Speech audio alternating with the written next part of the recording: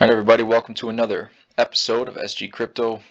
I hope you all have an awesome day. Today we're going to go into, this is the second part of the three-part series that we're doing, the Flare network overview. Just kind of going through, just kind of using some of the data that we've gotten thus far in the past 4, 5, 6 months, just to kind of give you guys kind of an analysis of the protocol. And quick shout out to Greg. This is a article done by him, Greg here. He's got a YouTube channel, and here are his ads right here. PeterCat Official. He's a builder. He's a DApp, our DAO contributor. His YouTube is Altcoin Evolution. I will leave links to all of his stuff, his Twitter, both his Twitter and his YouTube. Just massive shout out to him for writing up this article. I just wanted to, give some more awareness to the article and the information that he provides in it. So, in this second part, we're going to be going into the investors thus far in the network, supply and demand, the cause of each, FTSO, some of the details about that, some of the Spark distribution, where all the Spark will be going, the 100 billion in supply, where that'll be distributed and over what period of time it'll be distributed to. Cover that briefly, and also the FAsset Agents, whether you want to be one or just delegating. We'll cover all that in this one. And so this is the second of the third part. If you haven't watched the first part, I recommend going back and do that. I will also leave that linked in the description if you are just seeing this. The first part will be linked in the description. So let's get into it. So the investors thus far. So the investors in Flare came in 2 rounds. In 2019, it was an unknown amount at this point by RippleX. You can read this press release if you want. I'll leave the link to this article, and you can go in and click on this or reread this entire thing if you really feel like it. And then secondly, the second round was June 8, 2021, which 11.3 million was funded or raised by these investors. You got 8 different investors here, and the top dogs out of that was Kinetic Capital, Coin Fund, and the Digital Currency Group. So 11.3 million, a large sum of money. And so now let's dive into the tokenomics, the supply and demand. So both Flare and Songbird tokens are inflationary, as they are geared up for utility rather than token value. So they're geared up for utilizing them in the network for you to gain rewards off of them rather than the token itself being valuable. And so there are 2 ways in which this inflation of the token will work.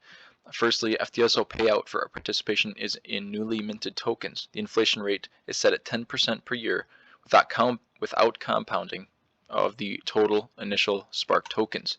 And then secondly, FAsset and FXRP incentive pool, which was discussed earlier in last video. Flare tokens are progressively unlocked for the holders at a rate of 3% per month. These tokens can be inflationary till all 100 billion Flare tokens are released to the market. So here is an article. Shout out to the DeFi Standard, always producing amazing content, whether it's blog or video. They're great, and I'll leave a link to this article, this blog, in the description. So here's the distribution of rewards. So there's 38 billion that is going to XRP holders, which we know that initially we will receive 15% of that 38 billion, but then 3% over the span of like 25 to 35 months.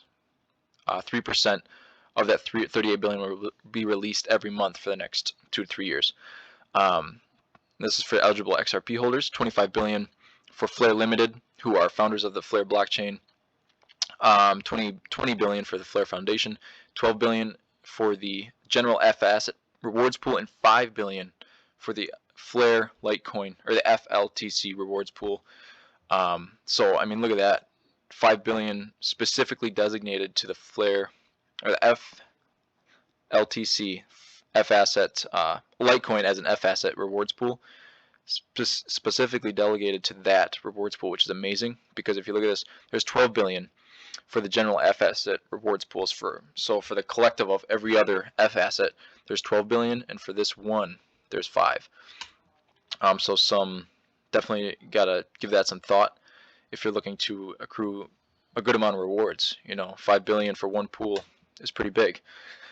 And that'll also bring a lot of the Litecoin holders out there onto the network. And so now that 3% that was mentioned, the 3% rate that it'll be released to holders. So there will be 3%. Whoops.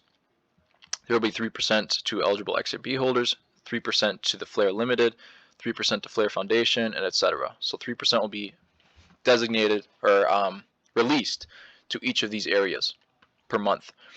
3% of their specific amount. So 3% of 25 billion. You know, I just wanted to clarify that. And so let's move on to demand. So the demand for Spark tokens, or not. So the demand for tokens will come from two areas: FTSO contribution, which is locking up and delegating tokens to data providers. Those of you who have been doing this with ExFi, Songbird, Wrap Songbird, have been delegating to the FTSO providers, know exactly what this is, and you'll be ready for that as soon as it launches. And then also the second way is with collateral. Flare can be used as collateral within applications such as FXRP, the FXRP system. And here is an awesome infographic by Stedas, XRP, CRO, whatever. And that infographic is right here. And this applies to any FAsset. You know, it says FXRP, but this applies to any FAsset. So how to earn yield with Spark and FXRP. So for Spark, you can earn Flare rewards by delegating to the FTSO, delegating to a signal provider. You can earn Flare that way, or you can also use your Spark or Flare to earn crypto, such as XRP, Litecoin, Doge, Bitcoin, by essentially becoming an FAsset agent. You are delegating that to a specific pool for FAssets to be brought onto the system, and you are earning crypto in rewards, or in return, I mean. And then secondly, for FXRP or any other FAsset, you can earn Flare rewards by simply delegating to a rewards pool for the minting of FAssets, or by delegating your FXRP or any other FAsset to earn compensations in ways such as NFTs, XRP, Flare, Doge, by delegating to the signal providers, and this applies to any FAsset as well as Spark. A lot of F's, my goodness. And actually, something else I want to point out is, let's say you have Spark, you are delegating it to here to then earn some crypto. Let's say you earn XRP from this. You can then take that XRP, turn it into FXRP, take that FXRP, stake it to then earn Flare, to then take it over here, put it back into earn more crypto, such as XRP, Litecoin, whatever, stick it back over into here, and you can keep doing this, and it'll just compound over time. So that is just one method. I will definitely be, and that's what this channel is going to be for, is going through various methods, because there's several connections you can make through this. You could do it here to then earn Flare, to stake over here. Like, there are various methods you could do to earn rewards, and this channel will really be about establishing what is the most profitable one.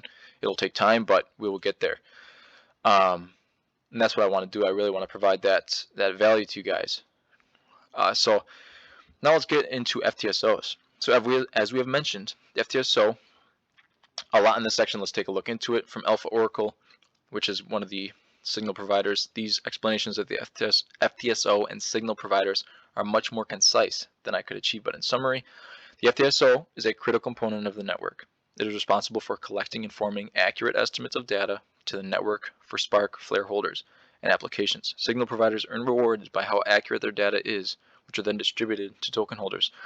So here's a list of all the FTSOs, the Flare time series Oracle providers, or signal providers, and really what they do, to summarize this, what they said is they are providing price points, price data, to get the most accurate data for each token. It's like right here, just to kind of show you guys, they are providing data for the XRP price, for Litecoin price, for Stellar price. They're providing, that's the data that they're talking about when they say how accurate their data is. How close they are to that token price will be the deciding factor as to whether they receive the the people that delegated to them earn the token rewards.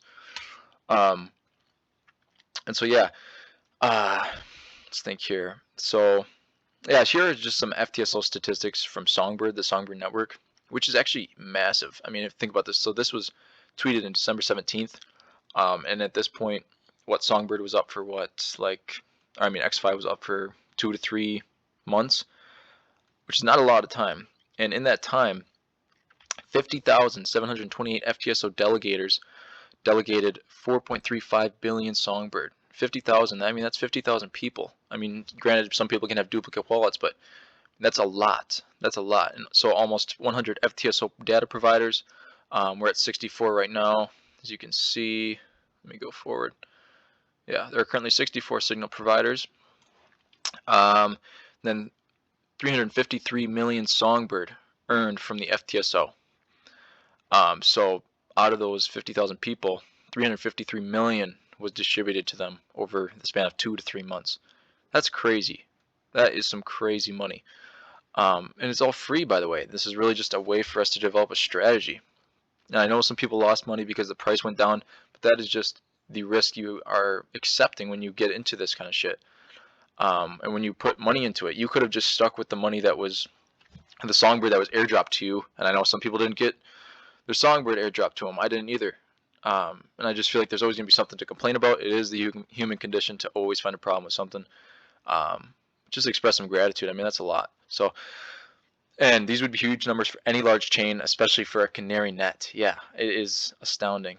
I mean, Hugo said it best, man. It's massive to have 4.35 billion Songbird delegated and that much earned, 353 million.